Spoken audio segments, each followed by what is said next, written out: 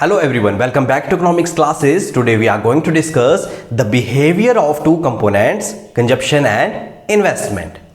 Last video lecture में हमने पढ़ा था aggregate demand and components of aggregate demand. Aggregate demand का मतलब टोटल डिमांड।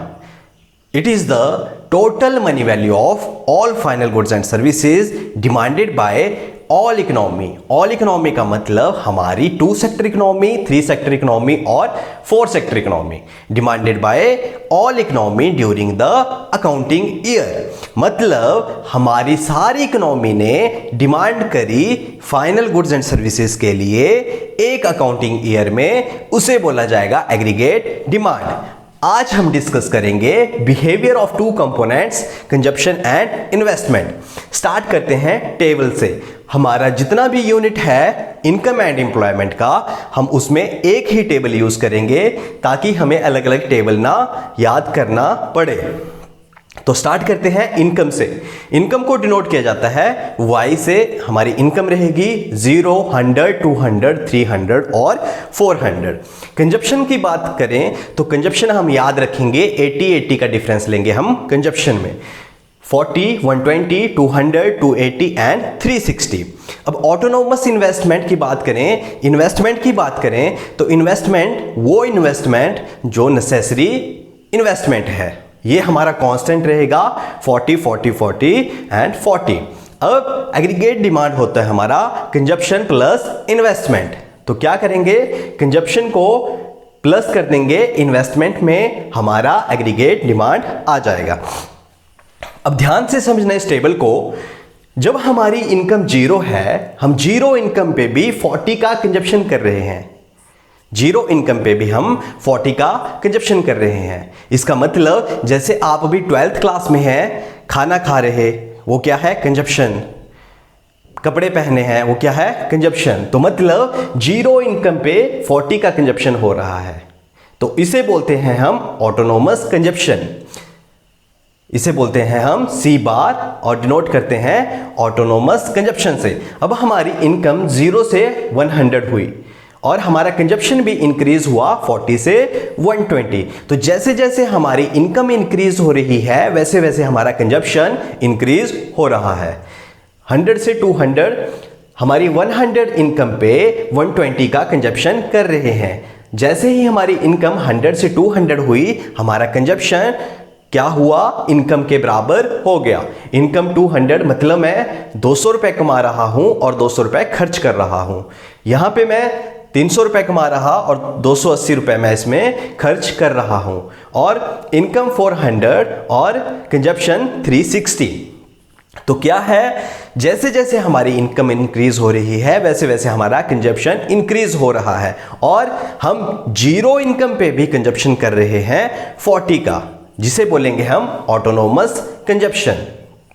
इन्वेस्टमेंट की बात करें, ऑटोनोमस इन्वेस्टमेंट मतलब वो इन्वेस्टमेंट जो नेसेसरी इन्वेस्टमेंट है। जैसे हमने किराए के ऊपर रूम लिया है, उसका रेंट दे रहे हैं, तो वो है जो एक कांस्टेंट इन्वेस्टमेंट है 40, 40, 40, जो एक नेसेसरी इन्वेस्टमेंट है, इसे बोलेंगे हम ऑटोनोमस इन्वेस्टमेंट। अब क्या करेंगे हम, एग्रीगेट डिमांड होता है हमारा, एग्रीगेट डिमांड होता है हमारा कंजप्शन प्लस इन्वेस्टमेंट। तो अब क्या करेंगे, कंजप्शन को प्लस कर देंगे इन्वेस्टमेंट में।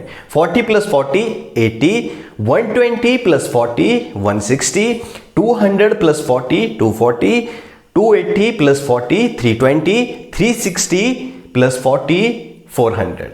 मतलब जो हमारा इनकम है वो हमारा एग्रीगेट डिमांड के बराबर होगा। हमारी इनकम डिनोट करते हैं Y से, वो होगी हमारी एग्रीगेट डिमांड के बराबर। अब डायग्राम को समझते हैं। OX एक्सिस पे लेंगे हम इनकम, और हमारी इनकम है 0, 100, 200, 300 और 400, और OY एक्सिस पे लेंगे हम इन्वेस्टमेंट और ऑटोनोमस कंजप्शन।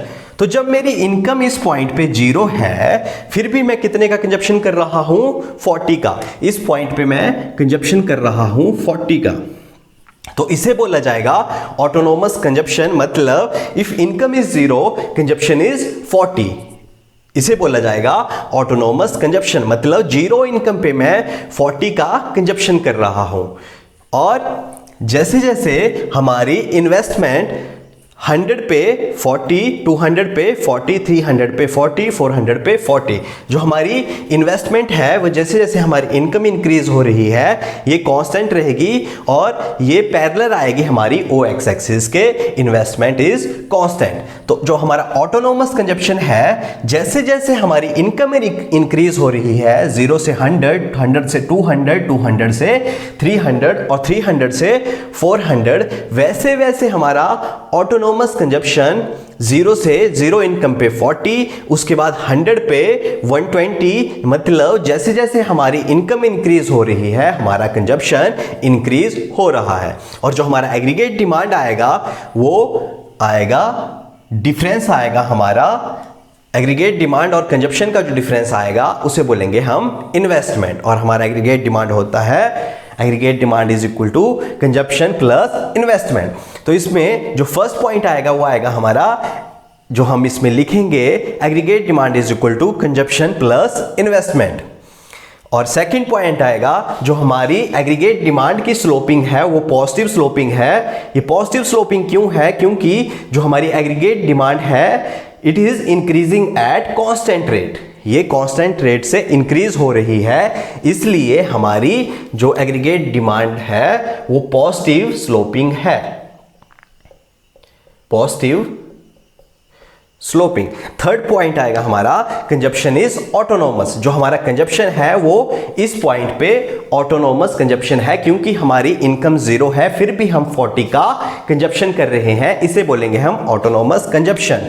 मतलब if income is 0 consumption is 40, known as autonomous consumption. तो ये है हमारा behaviour of two components, consumption and investment. एक बार दोबारा रिवाइज करते हैं।